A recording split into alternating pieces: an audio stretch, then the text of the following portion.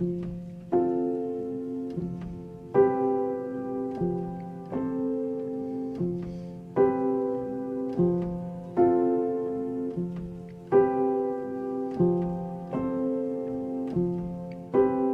el silencio que a veces gritas, sobre la vida que no me cuentas, que no perdona a quien se esconde bajo la ley de los patrones.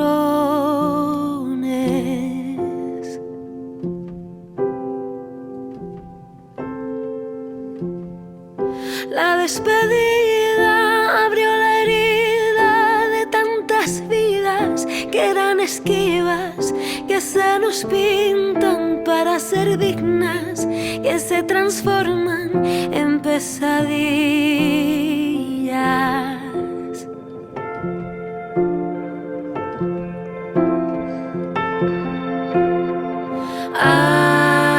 Ay, ayúdame a tapar o ruido da tua voz, angustia y esta dor.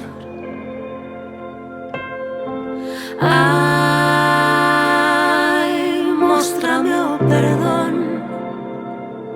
para poder seguir y amarte sen rencor. Sobre o amor e a ambición, a despedida e o corazón, falan os libros e as historias, falan